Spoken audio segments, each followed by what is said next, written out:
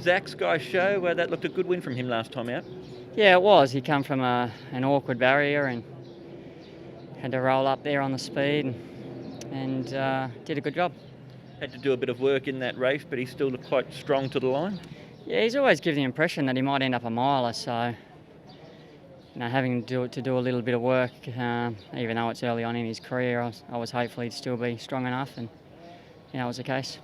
Has he improved since that run, judged on his work that you've ridden him in? I wouldn't say he's improved, but he's held his form.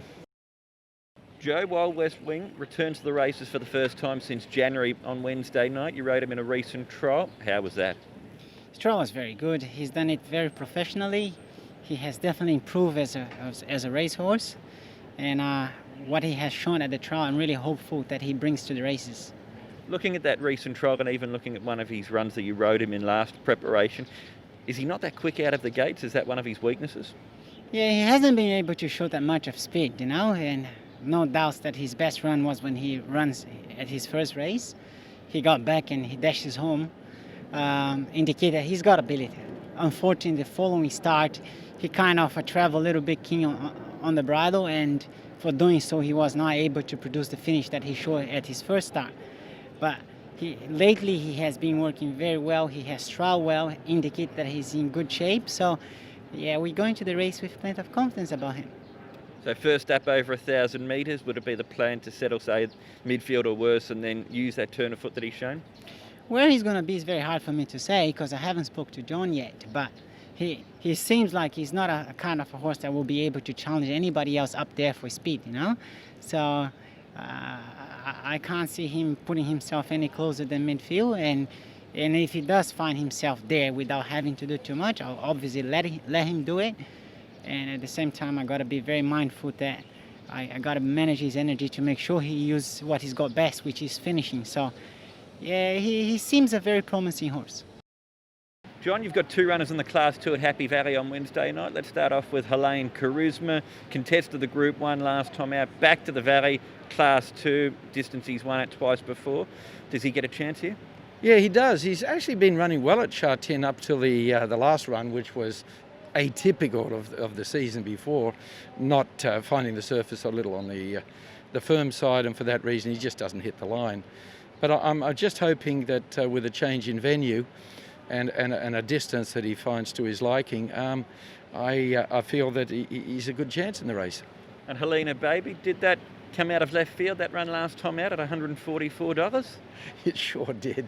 I sort of lost a lot of confidence in this horse because I'd always referred back to his New Zealand form, and as one of your commentators said on the TV, it would be better if there was a flood, which he used, I think, from one of the boys on the panel. But I tended to agree, and I thought to myself, well, on the dam side, there looks to be a little bit of stamina there, and for that point of view, I said, well, why not?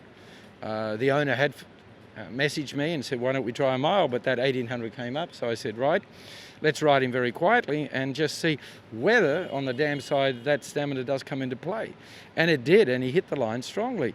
From that point of view, we, like all of us, we're all in learning, especially trainers with new horses in the yard and everything. It's all a learning process to find out where they're best situated. And this horse, a mile to 1800 looks right up his alley. We've got the services of Joao Moreira.